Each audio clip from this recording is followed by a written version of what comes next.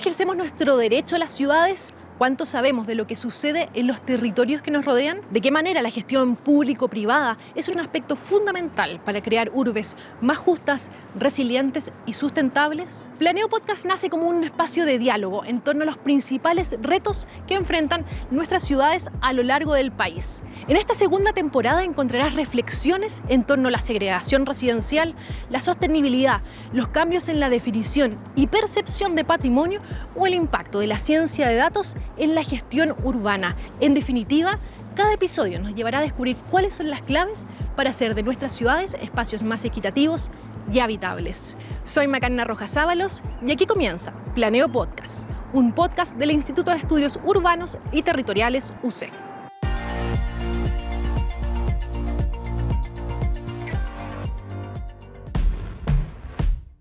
El patrimonio histórico de Chile lleva décadas en decadencia. La falta de políticas públicas adecuadas, el envejecimiento de las construcciones y su progresivo abandono han llevado a que casonas y palacios se conviertan en bodegas, locales de repuestos o sean ocupados ilegalmente, mientras que monumentos y estatuas caen en el olvido, se destruyen o se ponen en cuestión por su representación histórica. Son procesos que aceleran el deterioro de los barrios típicos en Santiago y otras grandes ciudades chilenas.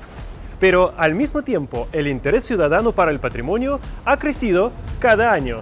Proyectos que actúan como verdaderas máquinas del tiempo, como el Palacio Larraín o la Peluquería Francesa, se convierten en éxitos. Además, el Día de los Patrimonios, una iniciativa del Ministerio de las Culturas celebrada cada mayo, ha ganado tanta popularidad que para ingresar en algunos edificios patrimoniales se forman filas de varias horas. Entonces, ¿por qué es tan difícil preservar el patrimonio? Es una de las principales inquietudes que recogimos en nuestra gran encuesta realizada en Instagram.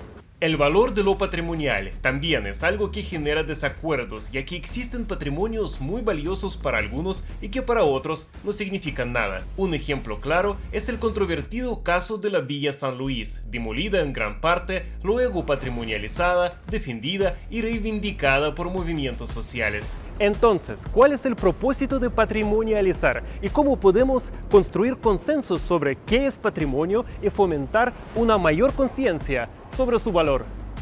La Ley de Patrimonio, que cumplirá 100 años en 2025, pareciera no estar respondiendo a las necesidades actuales. La situación en Valparaíso, ciudad declarada Patrimonio de la Humanidad, es un ejemplo evidente. ¿Cómo permitimos que se encuentre en un estado tan crítico sin que se haya logrado encontrar una solución viable?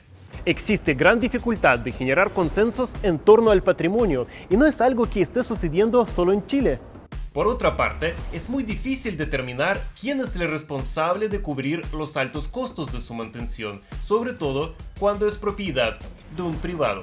Estas son preguntas que preocupan cada vez más a los chilenos y que abordaremos en un nuevo capítulo de Planeo Podcast.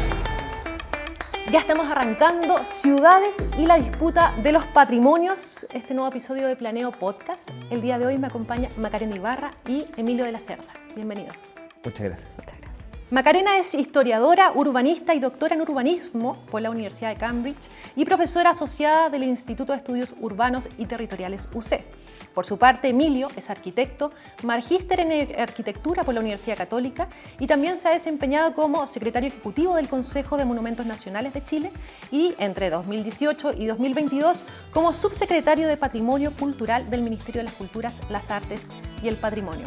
Actualmente, Emilio es director de Patrimonio Cultural de la Universidad Católica y también docente de la Facultad de Arquitectura. Antes de comenzar con esta pauta, los quiero desafiar y quiero que justamente recojamos las preguntas y las inquietudes de la audiencia de esta cápsula que nos preparó Andrei Sokolov. ¿Por qué es tan difícil preservar el patrimonio? Y vamos en particular a la ciudad de Valparaíso. Bueno, yo creo que preservar el patrimonio es difícil, porque es difícil definirlo, es difícil entender y establecer, ¿cierto?, quiénes se hacen cargo y quiénes se identifican con ese patrimonio. Y en el caso de la ciudad de Valparaíso, ha sido nominado hace casi 20 años Sitio Patrimonio de la Humanidad, lo cual entrega una capa incluso más compleja, ¿cierto?, a esta gestión y preservación. De hecho, uno de los grandes desafíos y deudas que tiene Valparaíso con su Sitio Patrimonio de la Humanidad tiene que ver con la falta de un plan maestro que logre, ¿cierto?, establecer y poner de acuerdo a los distintos actores para poder preservar ese patrimonio. Entonces ahí hay un tema de gobernanza que a mí me parece ha sido uno de los grandes, de las grandes complejidades, digamos, que ha tenido Valparaíso en estos 20 años. En particular. ¿Y Emilio? Sí, yo coincido mucho con el tema de la gobernanza. O sea, se declaró Valparaíso como sitio patrimonio mundial, pero faltaron dos elementos fundamentales, que uno es esta figura de gobernanza, el plan de manejo, digamos, o el plan de gestión, como le llaman, y el otro es el administrador del sitio. Fíjate, entonces no había un administrador claro y no había un plan de gestión. Eso es una cosa como bien importante en términos operativos y se está solucionando ahora último de alguna manera. Pero incluso antes de eso, tiene que ver con por qué es difícil preservar el patrimonio. Sí. Porque el patrimonio, en términos doctrinarios, si tú quieres tipo siglo XIX, eso se ha complejizado y vamos a hablar quizás después de eso, siempre ha tenido que ver con administrar el deterioro. O sea, hay elementos, bienes, digamos, en el mundo, cosas, ¿te fijas? Prácticas culturales, manifestaciones, inmateriales o materiales, que están sometidas al paso del tiempo y a la erosión del tiempo. Y administrar ese deterioro es uno de los desafíos de este patrimonio. O sea, cómo hacemos que no desaparezca, pero que a la vez no se congele en el tiempo. Y si vemos Valparaíso, y es mucho más complejo cuando tú tienes un pedazo de ciudad. Cuando es un edificio o cuando es un vaso, es más sencillo quizás. Pero cuando es un pedazo de ciudad, que más encima está construida de madera, que tiene termitas, que no tiene financiamiento, que su base económica está resentida porque la gente se fue, digamos. Entonces, es un problema muy complejo y por eso, yo coincido mucho, el ejercicio de gestión, de plan de gestión y de administración, que significa una intervención del Estado, de alguna manera, incentivos tributarios, subsidios, herramientas para equilibrar y para no perder estos bienes. Yo creo que ahí está un poco las dos cosas, lo más concreto y la parte conceptual. Sí, y en ese sentido creo que establecer también que el patrimonio no termina con su declaratoria, ¿ya? Termina con una gestión que pueda de alguna manera, ¿cierto?, establecer que ese bien, el destino de ese bien pueda preservarse. Entonces, Valparaíso es un caso muy significativo de cómo el patrimonio no termina con la fase de declarar algo, ¿cierto?, sino que hay que también gestionarlo. Parecería, de hecho, ser el punto inicial de un complejo planificación, justamente, que es lo que falta. ¿Quién debe financiar un patrimonio que es propiedad de un privado? Esa es también una pregunta ciudadana. Emilio. Hay una pregunta bien importante porque muchas veces al patrimonio cultural se le endosa la responsabilidad o se le señala como una especie de herramienta expropiatoria o injusta con el propietario y toda esa historia. Y en realidad la definición de patrimonio parte de la base de que hay ciertos bienes privados que tienen un rol público o un interés público, ¿te fijas? Y por lo tanto supone una limitación al uso por el interés público. Entonces la discusión respecto a la protección deberíamos, o sea, yo creo que ya en todo el occidente está bastante fija, o sea, todos creemos que hay bienes privados que tienen ese rol. Y la pregunta por quién lo financia entonces es una súper pregunta, es compartido, o sea, en parte lo financia el particular, nosotros ya tenemos una ley que le endosa casi toda la responsabilidad al particular y eso no funciona, y en parte tiene que financiar todos, digamos, los contribuyentes a través del Estado, con herramientas que permitan que ese bien se sostenga. Es un equilibrio, ¿te fijas? Hoy día, al menos en el caso chileno, eso no está equilibrado. O sea, tenemos le hemos endosado esa responsabilidad al propietario, sea público o privado, digamos, y eso no está funcionando, ¿te fijas? Porque en la práctica no ocurre. O sea, tú declaras un bien y termina incendiado, abandonado, lo que hemos visto, y ahí tenemos herramientas, de nuevo, de gestión de ese patrimonio que hoy día están pendientes. Y esas herramientas de gestión que están pendientes, ¿qué vamos a hacer para poder retomarlas y cambiarlas? Bueno, yo creo que en esa complejidad, o en ese esquema, ¿cierto?, de un poco cómo descargar, ¿cierto?, al privado de un bien, me parece que puede ser interesante, o uno de los grandes temas que se han puesto sobre la mesa últimamente es el tema de los usos, ¿cierto? Cómo poder pensar en nuevos usos para que ese bien, como decía Emilio, ¿cierto?, ese objeto que en el fondo sufre de deterioro y que transforma el problema del patrimonio en el principal problema, por tanto el patrimonio es un problema también de costo, ¿cierto?, monetario, pudiésemos ser más creativos a través de los usos en descargar al privado o a quien tiene potestad sobre ese patrimonio para realmente ejercer lo que señalaba Emilio recién, que es un poco, es de interés público. Exactamente. Para todos es beneficioso, ¿cierto?, contar con ese patrimonio. Que darle entonces una vuelta de tuerca a todo esto. Quiero dejar hasta aquí las preguntas de la ciudadanía. Les agradezco por incorporarlas. A ustedes sigan enviando sus inquietudes porque las vamos a incorporar en esta nueva temporada y quiero que entremos de lleno a nuestra pauta, ¿no? Y vamos a dar un paso hacia atrás, un poco en la conversación que teníamos. ¿Qué se entiende y cómo también ha evolucionado la noción de patrimonio a lo largo del tiempo, Maca? Bueno, yo creo que si nos vamos a 120 años atrás o 100 años atrás, que es cuando se estableció el patrimonio como un problema institucional y con una legislación ad hoc, ¿cierto?, para protegerlo, cuando vienen las primeras, digamos, cuando nace como monumento histórico, como decía Emilio hace un rato, el nacimiento del patrimonio está situado históricamente, ¿ya? El monumento histórico nace entre fines del siglo XIX y principios del siglo XX, pero desde entonces hasta hoy, claro, ha tenido una evolución significativa de ser una noción muy material, incluso estética, ¿cierto? Ha avanzado en estos 100 años a una noción mucho más integral, que incorpora lo intangible, ¿cierto? Incorpora los significados, una serie de otros atributos, ¿cierto?, que hace 100 años atrás no estuvieron en su nacimiento. Y eso plantea una serie de desafíos, porque en el fondo la legitimación del patrimonio, que originalmente pudo haber estado establecida por profesionales, ¿cierto?, por atributos mucho más estéticos, técnicos, ¿cierto?, pasa a ser un espacio donde hay una sociedad que quiere legitimarlo, porque escapa, ¿cierto?, a este espacio de un dominio de conocimiento. Entonces, esa evolución es, claro, a grandes rasgos yo diría que es un gran tema. No sé, Emilio... Sí, claro. O sea, la definición, como dice la Maca, conceptual del patrimonio se sitúa más o menos después de la Revolución Francesa. O sea, se supone que la destrucción de los monumentos góticos franceses, digamos, suscitó una reacción de parte de la comunidad francesa. Esto se cruzó después con los ingleses, con la Revolución Industrial. Y hay como dos corrientes importantes de ese periodo, que son la inglesa y la francesa. Y después, obviamente, hay otra y tal. Y parten desde la defensa de este patrimonio que se estaba perdiendo y de una visión muy monumental.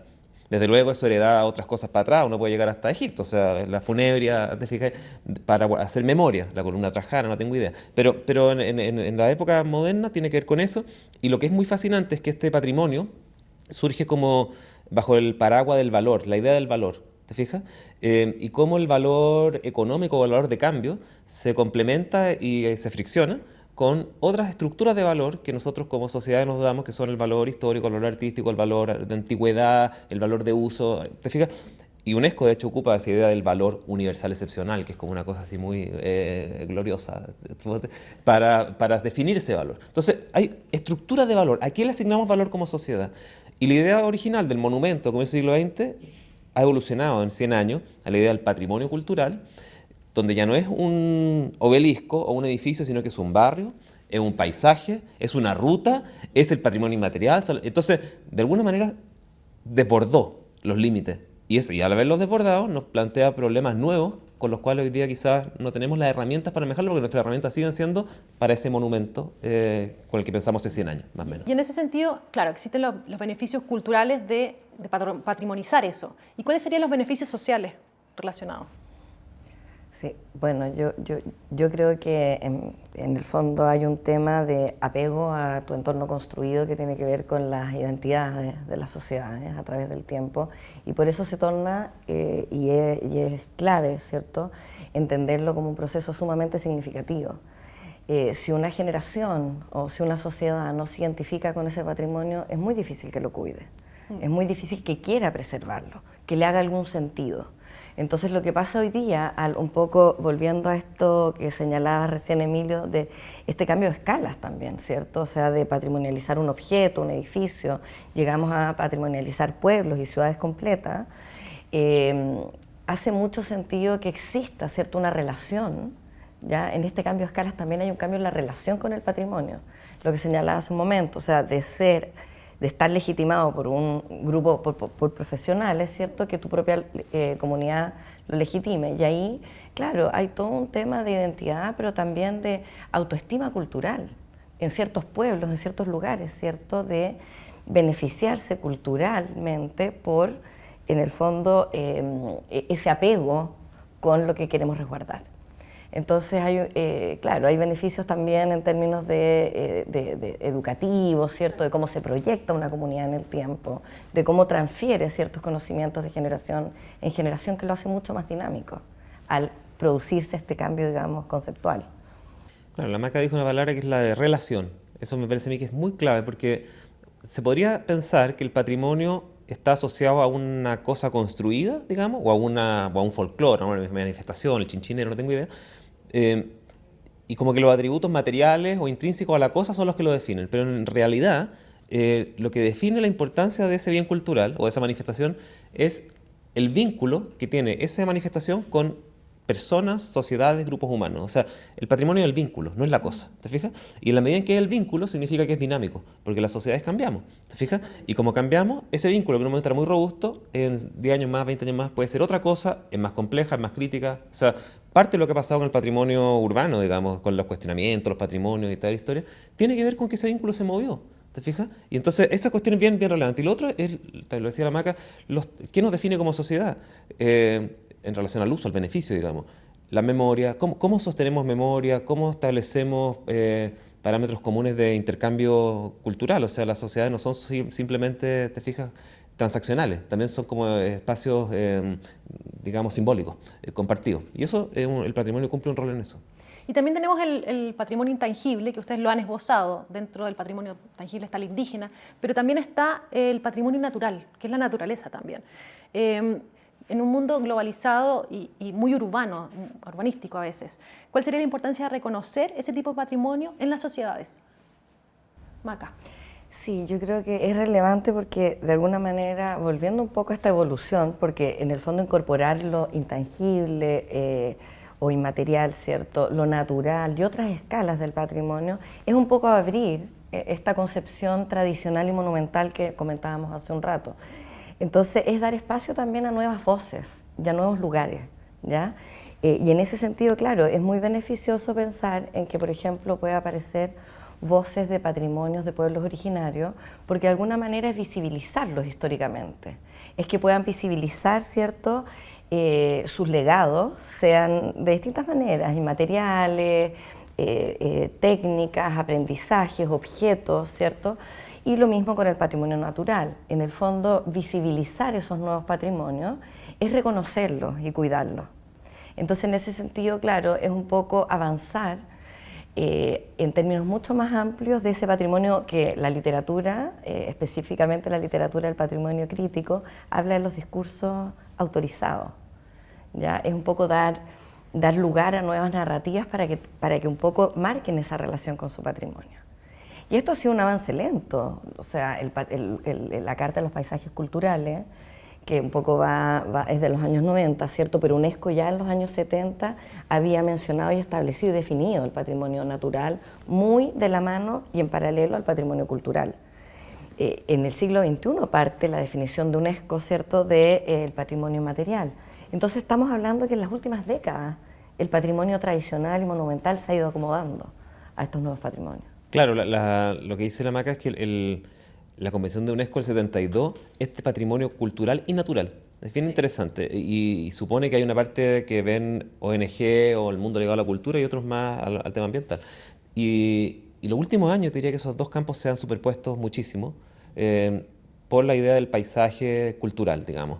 Como que algunos critican que sería cultural porque el paisaje siempre es cultural. Pero esta idea, esta vinculación entre una manifestación humana y un territorio y un paisaje. ¿Te fijas? Y ahí entra lo inmaterial, entra el tema indígena, entran los temas también ecológicos y otras dimensiones. Ejemplos simples, no sé, el paisaje cultural de los cafetales de Colombia. ¿Te fijas? Hay manifestaciones culturales, hay prácticas, hay sistemas productivos, etc. Y eso está hoy día mucho más vinculado. Nos queda poco tiempo y no quiero dejar pasar lo que vivimos en los años recientes, ¿no?, de la historia de nuestro país. En 2019 estuvimos en un estallido social y vimos cómo muchos monumentos públicos, y en concreto estatuas, fueron derribadas, ¿cierto? Macarena, yo vi que tú tienes artículos científicos al respecto y también fuiste una voz en los medios sobre ese tema, sobre la vandalización del patrimonio. ¿Cuál es el significado que tú le das en el contexto académico de estas expresiones? Y, Emilio, me gustaría saber también desde tu lado, ¿Cómo se puede interpretar esto desde el lado de la ciudadanía? Ya, interesante, ¿eh? Claro, es un tema muy reciente para nosotros que yo creo que todavía estamos procesando, Sí. porque el patrimonio claramente había tenido cambios, pero el estallido social termina dando un giro. Y a mí me parece que lo que ocurre desde el estallido social en adelante es como la expresión de alguna manera de la ciudadanía en el territorio y el reconocimiento de lo público, los ciertos monumentos públicos, desde distintas agendas. ¿Ya? Yo no me atrevería a decir que todo lo que ocurre desde el 2019 a nivel nacional, porque no es un tema ni de Santiago ni el monumento a Baquedano, es a nivel nacional, La podríamos Serena, decir incluso, muchos casos. exacto, La Serena, en distintas ciudades, ¿cierto? Incluso de orden global. Lo que pasa es que en Chile la bisagra del estallido social, yo me atrevería a decir que en el fondo nos marca que esta atención en lo público y en el monumento tiene que ver con una serie de otras preocupaciones, ¿ya? En el caso de lo que ocurre del 2019 en adelante, hay una agenda política, ¿cierto? Hay un problema del modelo, hay un problema de los espacios ciudadanos. Entonces, el patrimonio termina siendo como un punto de partida a través de un par de monumentos, ¿cierto? Más que un punto de llegada. Y termina como concluyendo todo este tránsito que ha tenido el patrimonio, que finalmente el problema no es su conservación, es el significado. Es el sentido. Emilio. Bueno, lo mencionaba un poquito antes en relación al tema del vínculo con la ciudadanía, digamos. ¿En qué medida estos monumentos, estos bienes culturales, dejaron de tener el sentido original que tuvieron y se volvieron conflictivos, críticos, digamos? Eso ha ocurrido en parte siempre, ¿eh? O sea, el cristianismo con las estatuas paganas, y los regímenes que uno con otro y toda la historia. Entonces, y hoy día lo estamos viendo con los monumentos a la secesión, a los sureños, digamos, de Estados Unidos, con Colón, en La Paz, en todos lados. O sea, esto está ocurriendo y ocurrió en Chile, ha ocurrido Incluso acá. con Venezuela, lo estamos viendo. Ahora estamos viendo Exactamente. lo de Chávez, claro. Entonces, yo partiría de la base de decir, los monumentos se pueden mover, sí se pueden mover. Si el tema es un vínculo y no la pieza en sí, ¿se pueden modificar y podemos cambiar la valoración sobre ellos? De todas maneras sí, ¿te fijas? Uno podría decir, entonces está bien que los voten. Yo creo que en principio no de esa manera, porque en el fondo nosotros como sociedad nos hemos autodado sistemas democráticos de decisión. Entonces tú puedes tener un conflicto en la esfera pública. La pregunta es cómo gestionamos ese conflicto para tratar esos bienes culturales que están ahí al frente. ¿Te fijas? O sea, si hay minorías que se arrogan representaciones de los demás y votan un monumento determinado, yo creo que ese no es el mejor camino. En sistemas democráticos, digamos, ¿te fijas? En sistemas que estamos hablando de eso. Pero sí creo que nosotros podríamos estar discutiendo con las herramientas que tenemos, si sacamos a Baquedano, si lo cambiamos, si lo movemos, eso es perfectamente posible, pero quizás no de la manera en la que se hace, ¿te fijas? Y lo separo de los temas, digamos, autoritarios, porque ahí las dinámicas son un poco distintas, ¿te fijas? Ahí hay monumentos impuestos a la ciudadanía muchas veces, que su manifestación cuando cae el muro o cuando pasan ese tipo de cosas es justamente en Saddam Hussein, hemos visto muchos casos en el mundo. Exactamente. Se nos acabó el tiempo, faltaron temas muchísimos y también cosas por profundizar, pero les quiero agradecer, Macarena Ibarra, Emilio de la Cerda, muchísimas gracias por acompañarme en este episodio. Muchas gracias a ti, Muchas gracias, Macarena. Y los invitamos a todos ustedes a seguir la segunda temporada de Planeo Podcast.